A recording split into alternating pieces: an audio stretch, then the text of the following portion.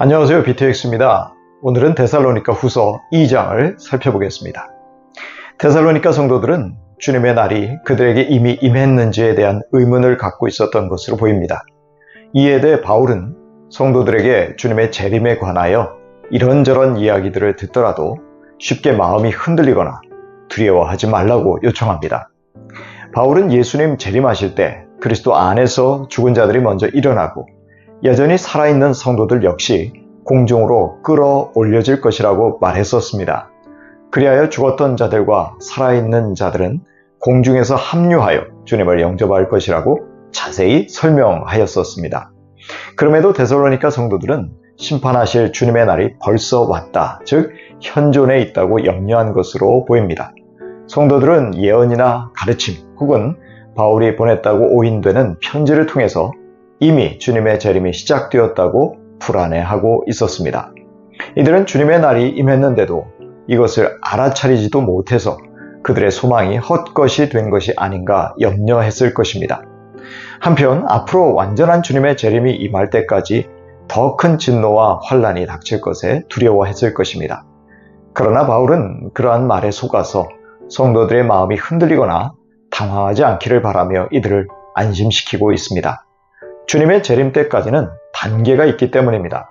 먼저 믿음을 떠나는 사람들의 배교가 있고 후에 멸망의 사람, 즉 멸망의 아들이 나타납니다. 배교는 믿음을 배신하는 것인데 이것은 하나님과 그분의 법에 반역하는 것을 가리킵니다. 그리고 배교 자체가 믿는 자들 사이에서 시작될 것임을 암시합니다.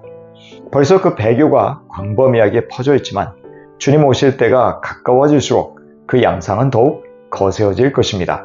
또한 역사상 그리스도를 대적했던 자들의 끝판왕으로 불법자, 멸망의 자식이 주님의 재림 직전에 등장할 것이라고 말합니다. 그는 사탄의 세력을 등에 업고 사람들을 놀라게 하는 기적을 행할 것입니다. 그는 스스로 성전에 앉아 자기를 하나님이라고 내세우며 하나님의 자리와 통치권을 주장할 것이었습니다. 그는 요한계시록에서 짐승으로 상징되며 구원받지 않은 자들 위에 군림하여 그에게 다 무릎 꿇고 경배하게 할 것입니다.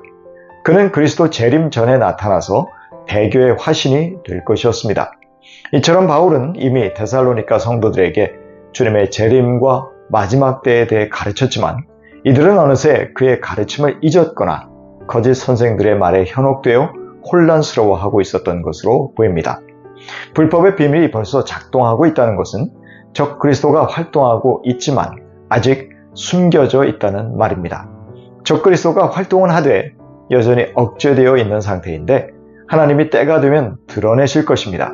이 불법의 사람을 막고 있다가 억제를 풀 사람이 누구인지 데살로니가 성도들은 알고 있었을 것이지만 바울은 다시금 반복하고 있지는 않습니다. 학자들은 불법의 사람의 악을 억제하는 주체는 정부와 법, 복음의 영향력 혹은 성령이 아닐까 추측하고 있습니다. 그런데 불법의 사람인 적그리스도가 풀려나면 모든 사람들은 불법의 사람이 행하는 통치에 경악하며 고통을 겪을 것입니다. 그러나 그의 불법의 활동은 곧 종말을 맞이하게 될 것이기에 두려워해서는 안 될 것입니다. 주님이 그 불법의 사람을 입의 기운으로 죽이시고 강림하실 것이기 때문입니다. 즉 적그리스도는 그리스도의 상대가 안 된다는 것이지요. 또한 그리스도가 재림하실 때의 그 광채 때문에 그가 멸망한다는 것은 그가 얼마나 그리스도 앞에서 무력한 존재인지를 잘 알려주고 있습니다. 이 멸망의 아들은 그 배후에 사탄이 역사함으로 능력과 표적, 거짓 기적을 행하면서 멸망하는 자들을 속일 것입니다. 적그리스도는 온갖 기적으로 사람들을 속이고 자기를 높이고 하나님을 대적할 것입니다. 이때 멸망하는 자들은 하나님이 보내신 미혹의 역사에 따라 거짓을 믿고 불의를 기뻐하고 복음의 진리를 대적함으로 결국 심판을 받게 됩니다. 이들은 억지가 아닌 자유의지를 가지고 하나님을 대적하는 자들을 따라가기에 자기 책임에서 벗어나지 못할 것입니다. 하지만 구원받은 성도들은 무슨 일이 일어나고 있는지 알기에 결코 적그리스도의 기적과 능력에 현혹되지 않게 될 것입니다. 왜냐하면 성도들은 오직 하나님만이 유일한 하나님이시고 적그리스도 뒤에 있는 사탄이 가짜임을 분별하기 때문입니다. 이렇게 멸망받을 자들과 대조적으로 주님이 사랑하시는 형제 자매들을 생각하며 바울은 다시금 하나님께 감사드립니다. 그것은 데살로니가 성도들은 하나님이 처음부터 택하신 자들로서 하나님이 이들을 성령으로 거룩하게 하사 진리를 믿음으로 구원받게 하셨기 때문입니다. 하나님은 복음으로 택하신 성도들을 부르셔서 주 예수 그리스도의 영광을 얻게 하셨습니다. 하나님의 구원은 전적인 하나님의 은혜요 선물임을 강조하고 있습니다. 게다가 성도들은 비록 믿음 때문에 박해의 시간들을 겪게 되겠지만 그리스도의 재림의 날에는 그리스도의 영광에 참여하게 될 것이었습니다. 바울은 이 모든 과정들을 염두에 두면서 데살로니가 성도들이 든든히 서서 이 복음을 전한 사도들의 모든 가르침의 전통을 지킬 것을 촉구하였습니다. 이제 남은 과제는 얼마나 배운 대로 굳세게 순종하느냐에 달려 있었습니다. 바울은 성도들이 비록 힘겨운 환난 가운데 있으나 영원한 위로와 선한 소망을 주신 그리스도와 하나님 아버지께서 이들의 마음을 위로 격려하시고 모든 선한 일과 말에 굳건하게 하시기를 기도하고 있습니다.